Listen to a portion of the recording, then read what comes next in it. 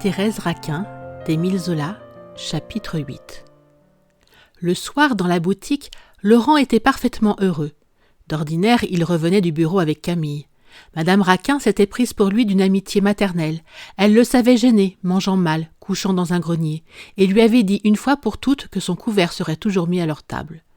Elle aimait ce garçon de cette tendresse bavarde que les vieilles femmes ont pour les gens qui viennent de leur pays, apportant avec eux des souvenirs du passé. Le jeune homme usait largement de l'hospitalité. Avant de rentrer, au sortir du bureau, il faisait avec Camille un bout de promenade sur les quais. Tous deux trouvaient leur compte à cette intimité. Ils s'ennuyaient moins, ils flânaient en causant. Puis ils se décidaient à venir manger la soupe de Madame Raquin. Laurent ouvrait en maître la porte de la boutique. Il s'asseyait à califourchon sur les chaises, fumant et crachant comme s'il était chez lui. La présence de Thérèse ne l'embarrassait nullement. Il traitait la jeune femme avec une rondeur amicale. Il plaisantait, lui adressait des galanteries banales, sans qu'un pli de sa face bougeât. Camille riait, et comme sa femme ne répondait à son ami que par des monosyllabes, il croyait fermement qu'ils se détestaient tous deux. Un jour même, il fit des reproches à Thérèse sur ce qu'il appelait sa froideur pour Laurent. Laurent avait deviné juste. Il était devenu l'amant de la femme, l'ami du mari, l'enfant gâté de la mère. Jamais il n'avait vécu dans un pareil assouvissement de ses appétits. Il s'endormait au fond des jouissances infinies que lui donnait la famille Raquin. D'ailleurs, sa position dans cette famille lui paraissait toute naturelle. Il tutoyait Camille sans colère, sans remords. Il ne surveillait même pas ses gestes ni ses paroles, tant il était certain de sa prudence, de son calme. L'égoïsme avec lequel il goûtait ses félicités le protégeait contre toute faute. Dans la boutique, sa maîtresse devenait une femme comme une autre, qu'il ne fallait point embrasser et qui n'existait pas pour lui. S'il ne l'embrassait pas devant tous, c'est qu'il craignait de ne pouvoir revenir.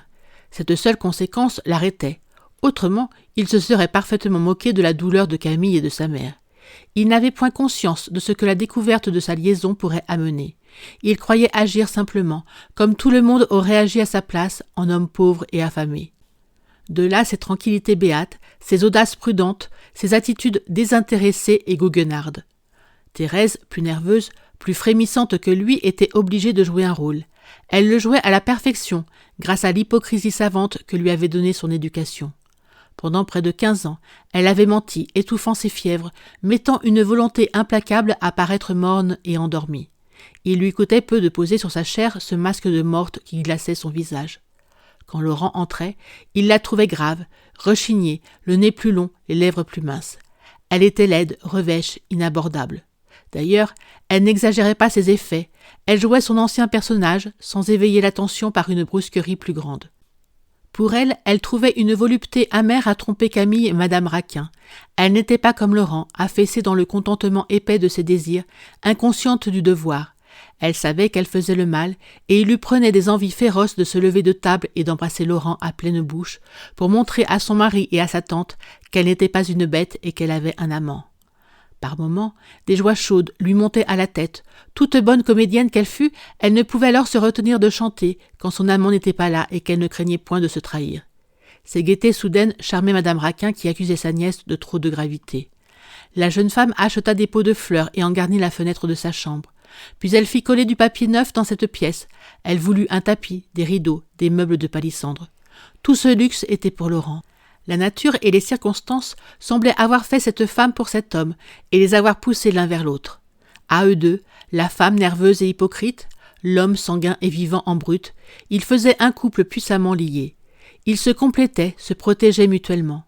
Le soir, à table, dans les clartés pâles de la lampe, on sentait la force de leur union, à voir le visage épais et souriant de Laurent, en face du masque muet et impénétrable de Thérèse.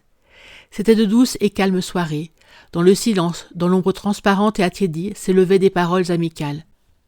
On se serrait autour de la table. Après le dessert, on causait des mille riens de la journée, des souvenirs de la veille et des espoirs du lendemain.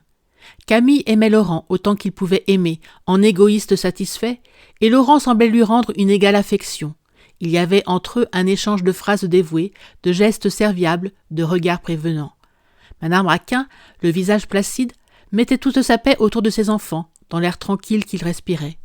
On eût dit une réunion de vieilles connaissances qui se connaissaient jusqu'au cœur et qui s'endormaient sur la foi de leur amitié. Thérèse, immobile, paisible comme les autres, regardait ses joies bourgeoises, ses affaissements souriants. Et au fond d'elle, il y avait des rires sauvages. tout son être rayait, tandis que son visage gardait une rigidité froide. Elle se disait, avec des raffinements de volupté, que quelques heures auparavant, elle était dans la chambre voisine, demi-nue, échevelée, sur la poitrine de Laurent. Elle se rappelait chaque détail de cet après-midi de passion folle, elle les étalait dans sa mémoire, elle opposait cette scène brûlante à la scène morte qu'elle avait sous les yeux. Ah, comme elle trompait ces bonnes gens, et comme elle était heureuse de les tromper avec une impudence si triomphante. Et c'était là, à 2 pas, derrière cette mince cloison, qu'elle recevait un homme, c'était là qu'elle se vautrait dans les âpretés de l'adultère. Et son amant, à cette heure, devenait un inconnu pour elle, un camarade de son mari, une sorte d'imbécile et d'intrus dont elle ne devait pas se soucier. Cette comédie atroce, cette duperie de la vie, cette comparaison entre les baisers ardents du jour et l'indifférence jouée du soir, donnait des ardeurs nouvelles au sang de la jeune femme.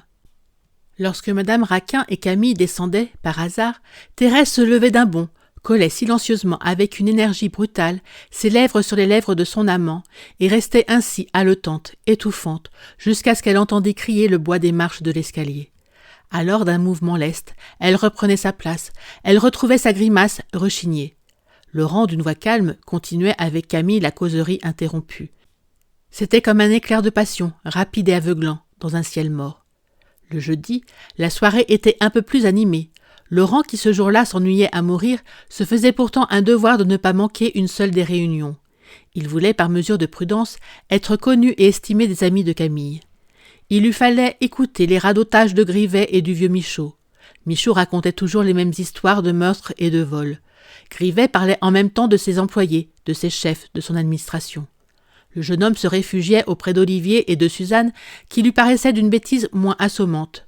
D'ailleurs, il se hâtait de réclamer le jeu de domino. C'était le jeudi soir que Thérèse fixait le jour et l'heure de leur rendez-vous. Dans le trouble du départ, lorsque Madame Raquin et Camille accompagnaient les invités jusqu'à la porte du passage, la jeune femme s'approchait de Laurent, lui parlait tout bas, lui serrait la main. Parfois même, quand tout le monde avait le dos tourné, l'embrassait par une sorte de fanfaronnade.